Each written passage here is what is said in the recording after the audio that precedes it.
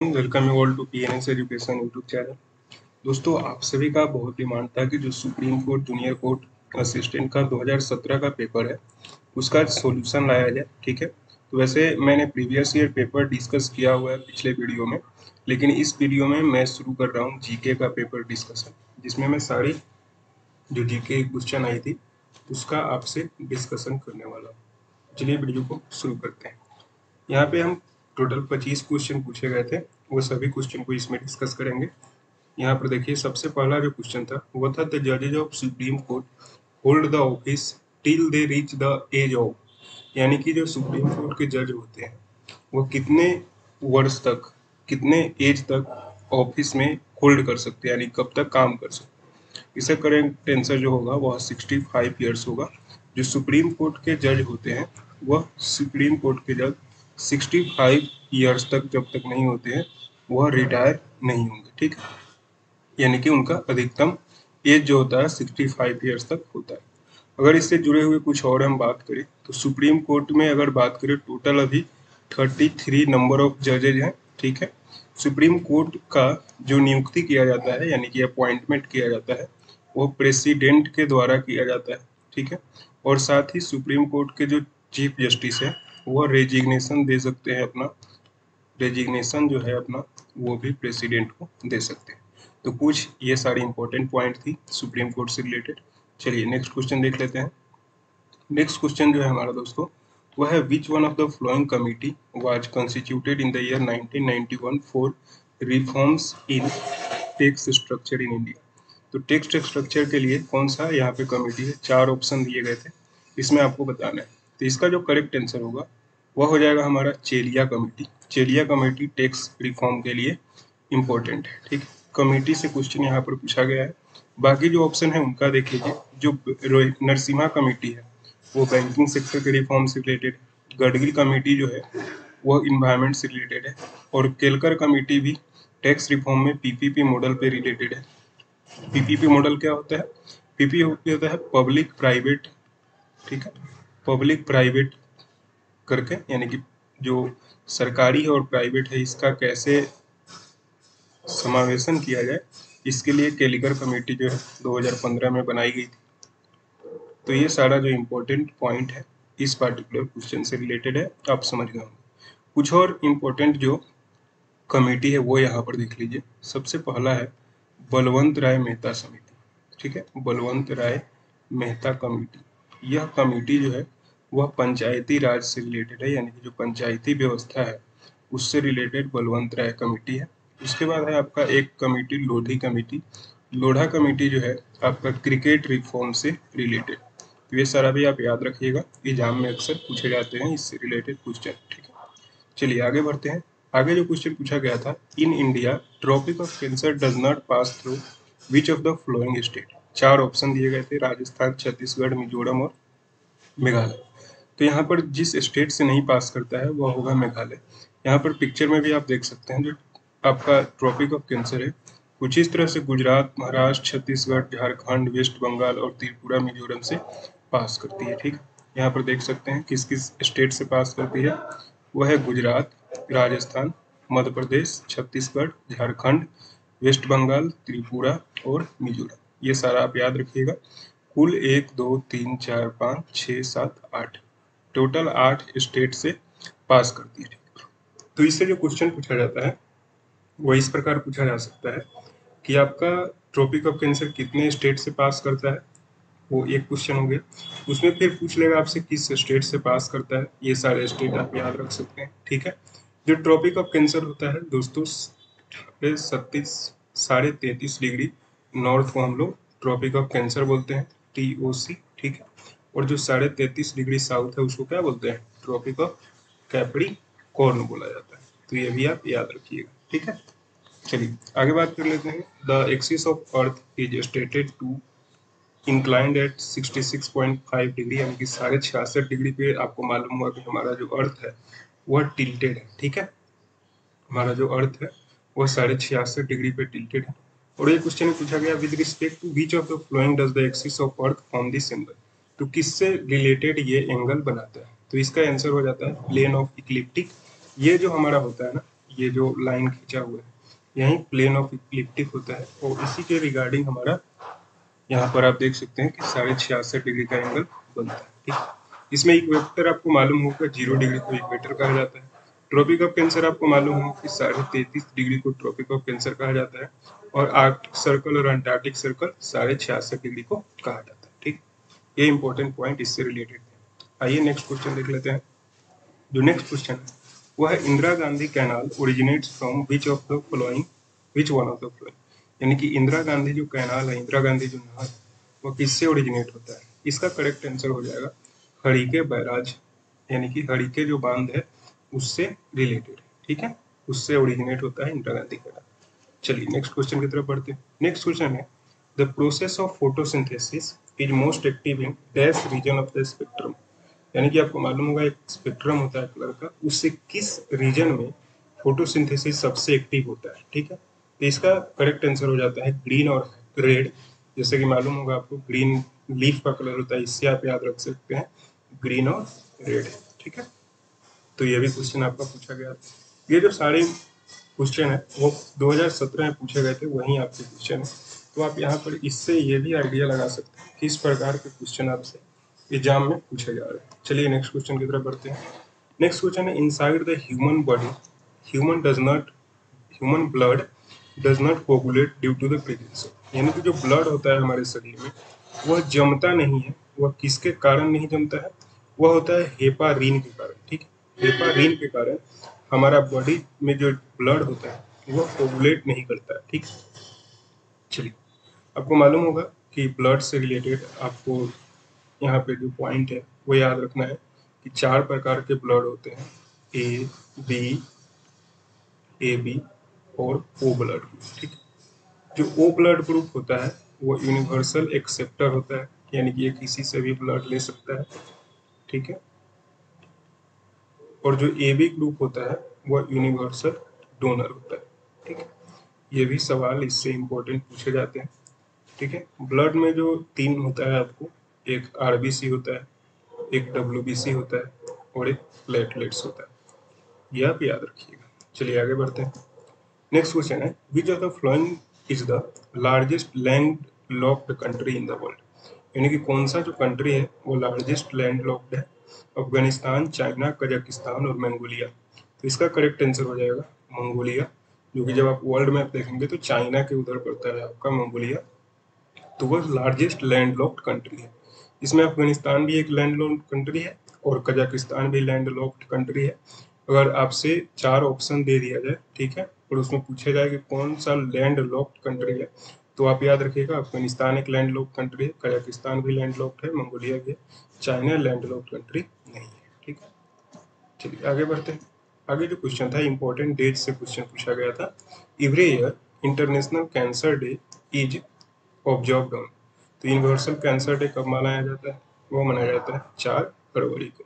ठीक है, चलिए नेक्स्ट क्वेश्चन है in the case of deadlock between the two houses of the parliament of India on a legislature measure the joint sitting is presided over by the, यानी कि जब राज्यसभा और लोकसभा में कोई विवाद होता है तो दोनों सदनों का जो ये होता है वो किसके द्वारा बुलाया जाता है? वह बुलाया जाता है, यानी कि दोनों का ज्वाइंट सीटिंग जो बुलाया जाता है वह प्रेसिडेंट के द्वारा बुलाया जाता है, और वो जो ज्वाइंट सीटिंग बुलाया जाता है उसका अध्यक्षता जो करता है वह स्पीकर ऑफ द लोकसभा करता है। ठीक है, तो यहाँ पे ज्वाइंट सीटिंग प्रीसीडेड बाय लिख रहा है, यानी कि अध्यक्षता कौन करता है? तो वह करता है speaker of the Lok Sabha. Clear, बुलाया जाता है प्रेसिडेंट के द्वारा। यहाँ पर एक करंट अफेयर से क्वेश्चन पूछा गया था, who has been elected as the 18th prime minister of Pakistan by the national assembly after the resignation of Nawaz Sharif, यानी कि उस टाइम 2017 में नवाज शरीफ ने रिजाइन किया था, तो उसके बाद जो पाकिस्तान का 18वें प्रधानमंत्री बने थे वो कौन बने थे? इसका करेक्ट आंसर हो जाएगा शाहिद खकान अब्बासी, जो है उस टाइम के प्राइम मिनिस्टर बने थे पाकिस्तान के। चलिए नेक्स्ट क्वेश्चन है the supreme court of India comprises the chief justice and not more than dash other जजेज appointed by the president of India. तो इसका जो उस टाइम करेक्ट आंसर था वह 30 था, यानी कि उस टाइम जो 2017 में जज की संख्या जो थी मात्र 30 थी, लेकिन अभी जो है 33 हो गई है जजों की संख्या, ये आप याद रखिएगा। ठीक है। चलिए नेक्स्ट क्वेश्चन की तरफ बढ़ते हैं। नेक्स्ट क्वेश्चन है हमारा, ये भी हमारा जो क्वेश्चन है वो इम्पोर्टेंट क्वेश्चन है। यहाँ पर देखिएगा, करंट अफेयर से क्वेश्चन ये पूछा गया है। The senior Indian lawyer who argued in the hearing at the international court of justice on the Kulbhushan Jadhav case, यानी कि कुलभूषण जाधव के केस में किसने इंटरनेशनल कोर्ट ऑफ जस्टिस में किया था इसका आर्ग्यू, वह किया था हरीश साल्वे ने। ठीक है।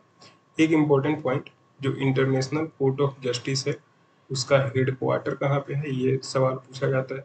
तो इसका हेड क्वार्टर हेग नीदरलैंड में है, ये आप याद रखिएगा। क्लियर है। हरीश साल्वे आपको मालूम होगा सुप्रीम कोर्ट के बहुत ही फेमस वकील हैं, जिन्होंने कुलभूषण जाधव केस अगर आपको मालूम हो तो कुलभूषण जाधव क्या थे, पाकिस्तान ने इसको इलीगली डिटेन कर लिया था और उसी के regarding international court of justice में केस चल रहा था। तो उसमें हरीश साल्वे ने अपीयर किया था इंडिया की तरफ से। ठीक है। चलिए आगे क्वेश्चन देख लेते हैं। नेक्स्ट क्वेश्चन है, who passed away in May 2017 was the first woman to become chief justice of a high court in India. तो अगर आप ये करंट अफेयर्स का चूंकि ये क्वेश्चन है, फिर भी आप इसका जवाब दे पाएंगे। जो सबसे पहला जज थी हाई कोर्ट की जज, प्रथम वुमेन जज यानी कि प्रथम महिला जो जज थी chief justice of high court, वो कौन थी, वो थी लीला सेठ। ठीक है। नेक्स्ट क्वेश्चन है, which of the following empire defeated the sultan of Delhi Ibrahim Lodi in 1526 at Panipat to capture Delhi and Agra. ठीक है। तो ये आपको मालूम होगा 1526 में कौन सा युद्ध हुआ था, पानीपत का युद्ध हुआ था। किससे किसके बीच में हुआ था, बाबर और इब्राहिम लोदी के बीच में हुआ था। तो यहाँ पूछ रहा है कि इब्राहिम लोदी का युद्ध किससे हुआ था, वो हुआ था बाबर के साथ। ठीक है। उसके बाद इसमें इम्पोर्टेंट है 1527 में आपका खानवा का युद्ध हुआ था। ठीक है। उसके बाद 1528 में जो युद्ध हुआ था वो हुआ था चंदेरी का युद्ध। ठीक है। और 1529 में जो युद्ध हुआ था वह हुआ था घाघरा का युद्ध। ठीक है। ये चारों जो युद्ध है बाबर ने ही लड़ा था। ठीक है। सबसे पहला जो पानीपत का युद्ध था वह इब्राहिम लोदी के साथ लड़ा गया था, उसमें भी वो जीत गया था बाबर। ठीक है। उसके बाद खानवा का युद्ध राणा संगा के द्वारा लड़ा गया था, उसमें भी बाबर जीता था। चंदेरी का युद्ध मेदिनी राय के साथ हुआ था, उसमें भी बाबर ने जीत हासिल की थी। और घाघरा का युद्ध जो अफगान के कुछ रूलर्स थे उनके साथ लड़ा गया था, उसमें भी बाबर जीता था। ठीक। तो लगातार 4 साल 26, 27, 28, 29 में युद्ध हुआ था, वह बाबर ने जीता था। ठीक है। इसके बाद यहाँ पर चूंकि पानीपत का बात आया है तो आप देखिए पानीपत का पहला युद्ध जो है ये पूछा जाता है, पहला, दूसरा और तीसरा। पानीपत का 3 युद्ध हुआ था। ठीक है। पहला जो हुआ था 1526 में, जैसा कि मैंने आपको बताया ये वाला युद्ध। ठीक है। और दूसरा जो युद्ध हुआ था 1556 में, पानीपत का दूसरा युद्ध हुआ था। यह जो युद्ध हुआ था अकबर और हेमू के बीच में हुआ था। ठीक है। हेमू एक हिंदू शासक था। उसके बाद 1761 में पानीपत का तीसरा युद्ध हुआ था, जिसमें मराठा और अहमद शाह अब्दाली के बीच में ये तीसरा युद्ध हुआ था। ठीक है। मराठा और अहमद शाह अब्दाली के बीच में ये तीसरा हुआ था, पानीपत का तीसरा युद्ध। इस पे एक मूवी भी बन चुकी है बॉलीवुड में रिसेंटली। 1761 का जो वार है मराठा और अहमद शाह अब्दाली के बीच में, उस पर एक मूवी बनाया गया। तो इस तरह से आप सारी जो इम्पोर्टेंट पॉइंट्स थे इस क्वेश्चन से रिलेटेड वो मैंने आपको बता दिया है। दोस्तों अगर आपको ये वीडियो पसंद आ रहा होगा तो चैनल को सब्सक्राइब जरूर करिए, साथ ही वीडियो को लाइक जरूर करिएगा। चलिए आगे बात कर लेते हैं हम। नेक्स्ट क्वेश्चन है, principal seat of high court of Madhya Pradesh is located in which of the following cities.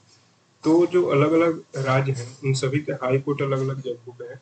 तो यहाँ पर देख सकते हैं जो मध्य प्रदेश का हाई कोर्ट है वो कहाँ पे है, जबलपुर में मध्य प्रदेश का हाई कोर्ट है।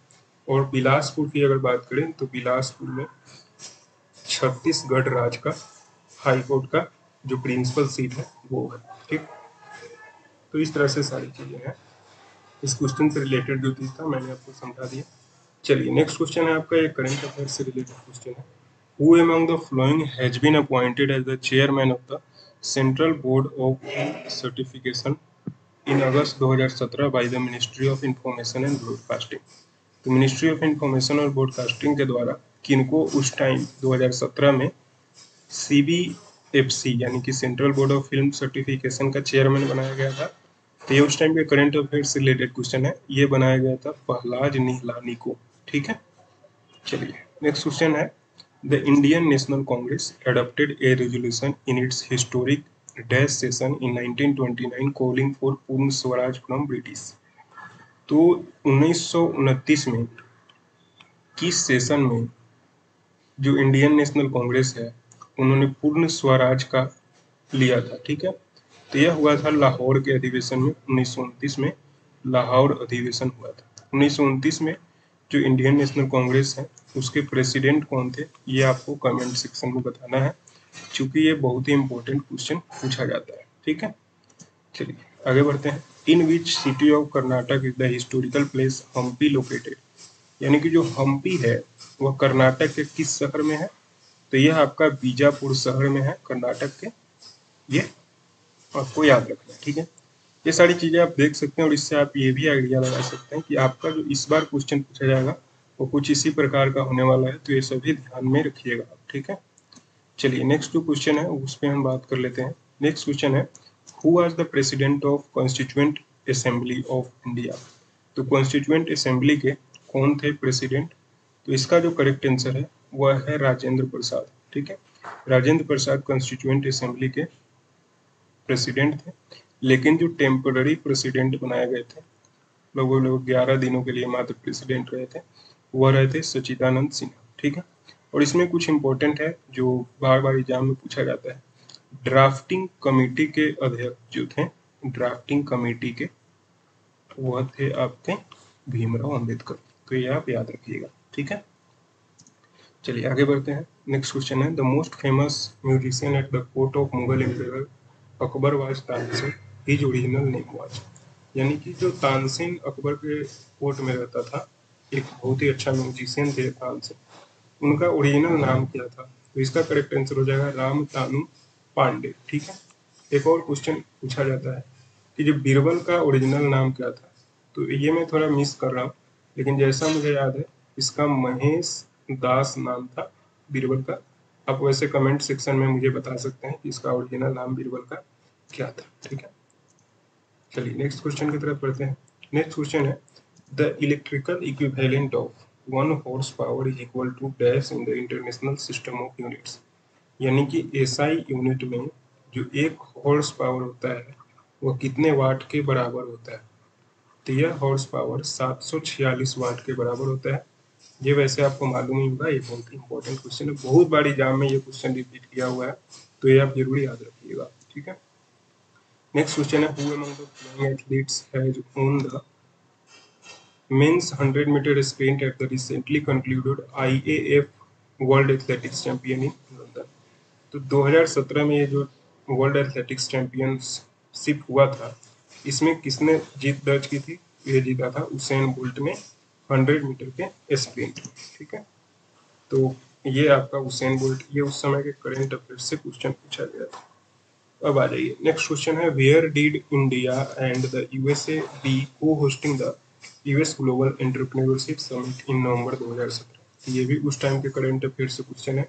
ये जो हुआ था वह हैदराबाद में हुआ था। ठीक है, यहाँ पर देख सकते हैं कि लगभग 7 से 8 क्वेश्चन आपके करंट अफेयर्स से पूछे जा रहे हैं, तो आप अच्छे से याद करिएगा अपना करंट अफेयर्स जो भी है। मंथली करंट अफेयर्स मैं आपको टेलीग्राम पे प्रोवाइड कराता हूँ, वहाँ से आप देख सकते हैं। ठीक है, तो ये जो नेक्स्ट क्वेश्चन है ये लास्ट क्वेश्चन है। तो यहाँ पर देख सकते हैं, reserve bank of India has recently introduced 50 denomination bank notes in the Mahatma Gandhi series with A motive of dash on the reverse. तो जो नोट्स जारी किए गए हैं उनके पीछे क्या चित्र लगाए गए हैं, उससे बहुत सारा क्वेश्चन पूछा जाता है। तो 50 रुपए का नोट उस समय नया नया जारी किया गया था, उसके पीछे हम्पी विथ चैरियट, जो हम्पी है उसी से उसके पीछे जो 50 रुपए का नोट है उसके पीछे हम्पी का रथ है, वो आपको बताना था कि उसके पीछे क्या है। तो हम्पी का रथ है। ठीक है, अब आइए कुछ इंपॉर्टेंट जो नोट है उनके पीछे क्या चित्र है वो देख लेते हैं। ठीक है ना, यहाँ पर देखिए ये है 500 का नोट। 500 के नोट के पीछे आप देख सकते हैं कि लाल किला का चित्र बना हुआ है। ठीक है, 500 के नोट के पीछे यहाँ पर देखिए लाल किला का चित्र बना हुआ है। 200 के नोट के पीछे सांची स्तूप है, ये भी आप याद रखिएगा। 50 रुपए के नोट के पीछे देखिए, ये जो क्वेश्चन है हम्पी का रथ, यही है 50 रुपए के नोट के पीछे।